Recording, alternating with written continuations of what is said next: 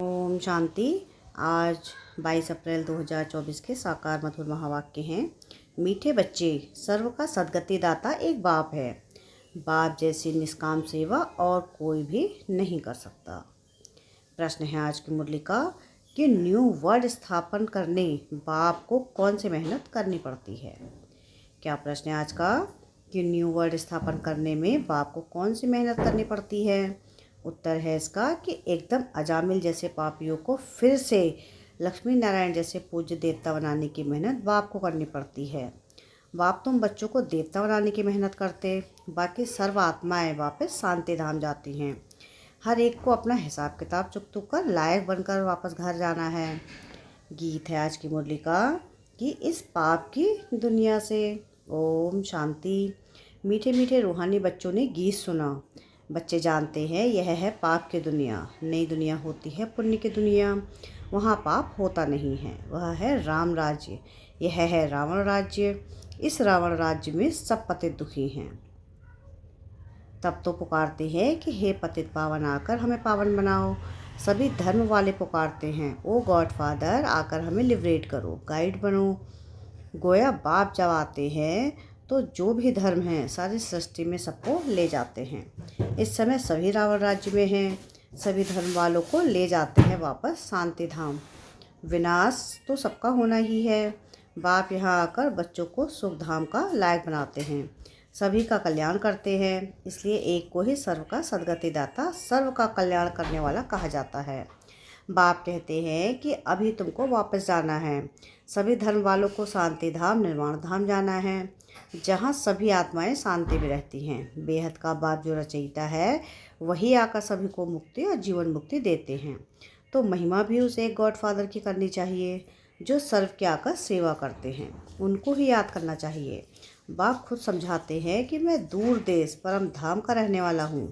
सबसे पहले जो अनादि देवी देवता धर्म था वह है नहीं, इसलिए मुझे पुकारते हैं कि मैं आकर सभी बच्चों को वापस ले जाता हूँ। अब हिंदू कोई धर्म नहीं है, असल है देवी देवता धर्म, परंतु पवित्र न होने के कारण अपने को देवता के बदले हिंदू कह दिया है। हिंदू धर्म स्थापन करने वाला तो कोई है नहीं। गीता ही है सर्वशास्त्र मणि, शास्त्र शिरोमणि। वह भगवान की गाई हुई है। भगवान एक को ही कहा जाता है गॉड फादर। श्री कृष्ण व लक्ष्मी नारायण को गॉड फादर व पतित पावन नहीं कहेंगे। यह तो राजा रानी हैं, उन्हों को ऐसा किसने बनाया? बाप ने। बाप पहले नई दुनिया रचते हैं जिसके यह मालिक बनते हैं। कैसे बने यह कोई मनुष्य मात्र नहीं जानते हैं। बड़े बड़े लखपति मंदिर आदि बनाते हैं, उन्हों से पूछना चाहिए कि उन्होंने विश्व का राज्य कैसे पाया, कैसे मालिक बने। कभी कोई बतला नहीं सकेंगे। क्या कर्म किया जो इतना फल पाया। अब बाप समझाते हैं कि तुम अपने धर्म को भूल गए हो। आदि सनातन देवी देवता धर्म को न जानने के कारण सब और धर्म में कन्वर्ट हो गए हैं और फिर रिटर्न होंगे अपने अपने धर्म में।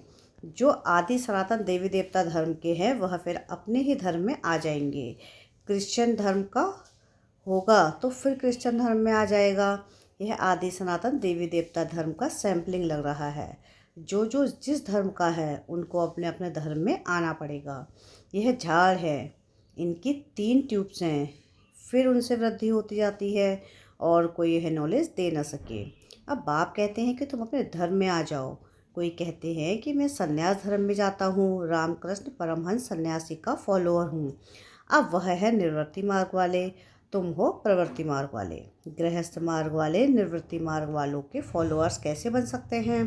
तुम पहले प्रवृत्ति मार्ग में पवित्र थे, फिर रावण द्वारा अपवित्र बने हो। यह बातें बाप समझाते हैं। तुम हो गृहस्थ आश्रम के, भक्ति भी तुमको करनी है। बाप आकर भक्ति का फल सद्गति देते हैं। कहा जाता है रिलीजन इज़ माइट। बाप रिलीजन स्थापन करते हैं, तुम सारे विश्व के मालिक बनते हो। बाप से तुमको कितनी माइट मिलती है? एक सर्वशक्तिमान बाप ही आकर सबकी सद्गति करते हैं और कोई ना सद्गति दे सकते हैं ना बाप पा सकते हैं। यहाँ ही वृद्धि को पाते रहते हैं, वापस कोई भी जा नहीं सकता। बाप कहते हैं मैं सभी धर्मों का सर्वेंट हूँ, सबको आकर सद्गति देता हूँ। सद्गति कहा जाता है सतयुग को, मुक्ति है शांति धाम में। तो सबसे बड़ा कौन हुआ? बाप कहते हैं कि हे आत्माएं, तुम सब ब्रदर्स हो, सबको बाप से वर्षा मिलता है, सबको आकर अपने अपने सेक्शन में भेजने के लायक बनाता हूँ। लायक नहीं बनते तो सजाएं खानी पड़ती हैं, हिसाब किताब चुकतू कर फिर वापस जाते हैं। वह है शांति धाम और वह है सुख धाम। बाप कहते हैं कि मैं आकर न्यू वर्ल्ड स्थापन करता हूँ, इसमें मेहनत करनी पड़ती है। एकदम अजामिल जैसे पापियों को आकर ऐसे देवी देवता बनाता हूँ। जब से तुम वाम मार्ग में गए हो तो सीढ़ी नीचे उतरते आए हो। यह 84 जन्मों की सीढ़ी है ही नीचे उतरने की। सतो प्रधान से सतो रजो तमो, अभी यह है संगम। बाप कहते हैं मैं आता हूँ, एक ही बार हूँ। मैं कोई इब्राहिम बुद्ध के तन में नहीं आता हूँ, मैं पुरुषोत्तम संगम युग पर ही आता हूँ। अब कहा जाता है फॉलो फादर। बाप कहते हैं तुम सब आत्माओं को मुझे ही फॉलो करना है। माँ में कम याद करो तो तुम्हारे पाप योग अग्नि में भस्म होंगे। इसको कहा जाता है योग अग्नि। तुम हो सच्चे सच्चे ब्राह्मण, तुम काम चिता से उतर ज्ञान चिता पर बैठते हो। यह है बाप समझाते हैं। क्राइस्ट बुद्धि आदि सब एक को याद करते हैं, परंतु उनको यथार्थ कोई जानते नहीं। अब तुम आस्तिक बने हो, रचता और रचना को तुमने बाप द्वारा जाना है। ऋषि मुनि सब नेति नेति कहते थे, हम नहीं जानते। स्वर्ग है सचखंड, दुख का नाम नहीं। यहाँ कितना दुख है, आयु भी बहुत छोटी है। देवताओं की आयु कितनी बड़ी है, वह है पवित्र योगी। यहाँ है अपवित्र भोगी। सीढ़ी उतरते उतरते आयु कमती होती जाती है, अकाले मृत्यु भी होती रहती है। बाप तुमको ऐसा बनाते हैं जो तुम 21 जन्म कभी रोगी नहीं बनेंगे। तो ऐसे बाप से वर्षा लेना चाहिए। आत्मा को कितना समझदार बनना चाहिए। बाबा ऐसा वर्षा देते हैं जो वहाँ कोई दुख नहीं, तुम्हारा रोना चिल्लाना बंद हो जाता है। सब पाठधारी हैं। आत्मा एक शरीर छोड़ दूसरा लेती है, यह भी ड्रामा है। बाबा कर्म अकर्म विकर्म की गति भी समझाते हैं। ब्रह्मा का दिन और रात गाई हुई है। ब्रह्मा का दिन रात सो ब्राह्मणों का। अब तुम्हारा दिन होने वाला है, वहाँ शिवरात्रि कहते हैं। अब भक्ति की रात पूरी हो, ज्ञान का उदय होता है। अब है संगम। तुम अब फिर से स्वर्गवासी बन रहे हो। अंधियारी रात में धक्के भी खाए, टिप्पणी भी घिसाई, पैसे भी खल्लास किए। अब बाप कहते हैं मैं आया हूँ तुमको शांति धाम और सुख धाम में ले जाने के लिए। तुम सुख धाम के रहवासी थे, 84 जन्म के बाद दुख धाम में आकर पड़े हो। फिर पुकारते हो बाबा आओ इस पुरानी दुनिया में। यह तुम्हारी दुनिया नहीं है। तुम अब योग बल से अपनी दुनिया स्थापन कर रहे हो। तुमको अब डबल अहिंसक बनना है, ना काम कटारी चलानी है, ना लड़ना झगड़ना है। बाप कहते हैं मैं हर 5000 वर्ष के बाद आता हूँ। यह कल्प 5000 वर्ष का है, ना कि लाखों वर्ष का। अगर लाखों वर्ष का होता फिर तो बहुत आदमशुमारी होती। गपोड़े लगाते रहते हैं, इसलिए बाप कहते हैं कि मैं कल्प आता हूँ। मेरा भी ड्रामा में पार्ट है। पार्ट फिगर मैं कुछ भी कर नहीं सकता हूँ। मैं भी ड्रामा के बंधन में हूँ। पूरे टाइम पर आता हूँ, मन मना भाव, परंतु इसका कोई अर्थ नहीं जानता। बाप कहते हैं देह के सभी संबंध छोड़ मामी कम याद करो तो सब पावन बन जाएंगे। बच्चे बाप को याद करने की मेहनत करते रहते हैं। यह है ईश्वरीय विश्वविद्यालय। ऐसे विद्यालय और हो ना सके। यहाँ ईश्वर बाप आकर सारे विश्व को चेंज करते हैं, हेल से हेवन बना देते हैं, जिस पर तुम राज्य करते हो। अब बाप कहते हैं मुझे याद करो तो तुम तमो प्रधान से सतो प्रधान बन जाएंगे। यह है बाबा का भागीरथी रथ, जिसमें बाप आकर प्रवेश करते हैं। शिव जयंती को कोई भी जानते नहीं हैं। वह तो कह देते हैं परमात्मा नाम रूप से न्यारा है। अरे नाम रूप से न्यारी तो कोई चीज़ होती नहीं। कहते हैं यह आकाश है, तो यह तो नाम तो हुआ ना, भल पोलार है परंतु फिर भी नाम है। तो बाप का भी नाम है कल्याणकारी। फिर भक्ति मार्ग में बहुत नाम रखते हैं। बाबुरी नाथ भी कहते हैं, वह आकर काम कटारी से छुड़ाकर पावन बनाते हैं। निवृत्ति मार्ग वाले ब्रह्मा को ही परमपिता मानते हैं, परमात्मा मानते हैं, उनको ही याद करते हैं। ब्रह्मा योगी तत्व योगी कहलाते हैं, परंतु वह हो गया रहने का स्थान। जिसको ब्रह्मांड कहा जाता है वह फिर ब्रह्मा को भगवान समझ लेते हैं। समझते हैं हम लीन हो जाएंगे, गोया आत्मा को विनाशी बना देते हैं। बाप कहते ही हैं आकर सर्व की सदगति करता हूँ। इसलिए एक शिव बाबा की जयंती हीरे तुल्य है, बाकी सब जयंती कौड़ी तुल्य है। शिव बाबा ही सबकी सदगति करते हैं। तो वह है हीरे जैसा, वही तुमको गोल्डन एज में ले जाते हैं।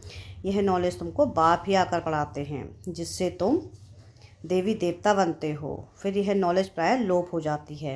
इन लक्ष्मी नारायण में रचता और रचना की नॉलेज नहीं है। बच्चों ने गीत सुना, कहते हैं ऐसी जगह ले चलो जहाँ शांति और चैन हो। वह है शांति धाम, फिर सुख धाम। वहाँ अकाली मृत्यु नहीं होती है। तो बाप आए हैं बच्चों को उस सुख चैन की दुनिया में ले चलने। अच्छा, मीठे मीठे से खिलते बच्चों प्रति माता पिता बाप दादा का याद प्यार और गुड मॉर्निंग। रूहानी बाप की रूहानी बच्चों को नमस्ते। हम रूहानी बच्चों की रूहानी बाप दादा को याद प्यार गुड मॉर्निंग और नमस्ते। शुक्रिया प्यारे बाबा, शुक्रिया। रात्रि क्लास है आज की कि अभी तुम्हारी सूर्यवंशी चंद्रवंशी दोनों डिनाइस्टी बनती है। जितना तुम जानते हो और पवित्र बनते हो, उतना और कोई जान नहीं सकेंगे, न पवित्र बन सकेंगे। बाकी सुनेंगे बाप आया हुआ है तो बाप को याद करने लग जाएंगे। सो भी तुम आगे चली है भी देखेंगे कि लाखों करोड़ों समझते जाएंगे। वायुमंडल ही ऐसा होगा। पिछाड़ी की लड़ाई में सभी होपलेस हो जाएंगे, सभी को टच होगा, तुम्हारा आवाज़ भी होगा। स्वर्ग की स्थापना हो रही है, बाकी सभी का मौत तैयार है। परंतु वह समय ऐसा होता है जो गुटखा खाने का समय नहीं रहेगा। आगे चल बहुत समझेंगे जो होंगे। ऐसे भी नहीं कि यह सभी उस समय होंगे, कोई मर भी जाएंगे। होंगे वही जो कल्प कल्प होते हैं। उस समय एक बाप की ही याद में होंगे, आवाज़ भी कम हो जाएगा। फिर अपने को आत्मा समझ बाप को याद करने लगेंगे। तुम सभी साक्षी होकर देखेंगे, बहुत दर्दनाक घटनाएं होती रहेंगी। सभी को मालूम पड़ जाएगा कि अभी विनाश होना है, दुनिया चेंज होनी है। विवेक कहता है विनाश तब होगा जब बॉम्ब्स गिरेंगे। अभी आपस में कहते रहते हैं कि कंडीशन करो, वचन दो कि हम बॉम्ब्स नहीं छोड़ेंगे, लेकिन यह सभी चीज़ें बनी हुई हैं विनाश के लिए। तुम बच्चों को खुशी भी बहुत रहनी है। तुम जानते हो कि नई दुनिया बन रही है, समझते हो कि बाप ही नई दुनिया स्थापन करेंगे। वहाँ दुख का नाम नहीं होगा, उसका नाम ही है पैराडाइज। जैसे तुमको निश्चय है वैसे आगे चल बहुतों को होगा। क्या होता है, जिनको अनुभव पाना है वह आगे चलकर बहुत पाएंगे। पिछाड़ी के समय याद की यात्रा भी बहुत करेंगे। अभी तो समय पड़ा है, पुरुषार्थ पूरा नहीं करेंगे तो पद कम हो जाएगा। पुरुषार्थ करने से पद भी अच्छा मिलेगा। उस समय तुम्हारी अवस्था भी बहुत अच्छी होगी, साक्षात्कार भी करेंगे। कल्प कल्प जैसे विनाश हुआ है वैसे होगा। जिनमें निश्चय होगा, चक्र का ज्ञान होगा, वह खुशी में रहेंगे। अच्छा, रूहानी बच्चों को गुड नाइट। गुड नाइट बाबा। धारणा के लिए मुख्य सार है, पहली पॉइंट है कि डबल अहिंसक बन योग बल से इस हेल को हेवन बनाना है। तमो प्रधान से सतो प्रधान बनने का पुरुषार्थ करना है। सेकंड पॉइंट है कि बाप को पूरा फॉलो करना है। सच्चा सच्चा ब्राह्मण बन योग अग्नि से विकर्मों को दग्ध करना है। सबको काम चिता से उतार ज्ञान चिता पर बिठाना है। वरदान है आज की मुरली का कि निस्वार्थ और निर्विकल्प स्थिति से सेवा करने वाले सफलता मूर्त भव। सेवा में सफलता का आधार आपकी निस्वार्थ और निर्विकल्प स्थिति है। इस स्थिति में रहने वाले सेवा करते स्वयं भी संतुष्ट और हर्षित रहते हैं और उनसे दूसरे भी संतुष्ट रहते हैं। सेवा में संगठन होता है और संगठन में भिन्न भिन्न बातें, भिन्न भिन्न विचार होते हैं, लेकिन अनेकता में मुझो नहीं। ऐसा नहीं सोचो कि किसका माने किसका नहीं माने। निस्वार्थ और निर्विकल्प भाव से निर्णय लो तो किसी को भी व्यर्थ संकल्प नहीं आएगा और सफलता मूर्त बन जाएंगे। स्लोगन है आज की मुरली का कि अब सकाश द्वारा बुद्धियों को परिवर्तन करने की सेवा प्रारंभ करो। क्या स्लोगन है आज का कि अब सकाश द्वारा बुद्धियों को परिवर्तन करने की सेवा प्रारंभ करो। अच्छा, ओम शांति।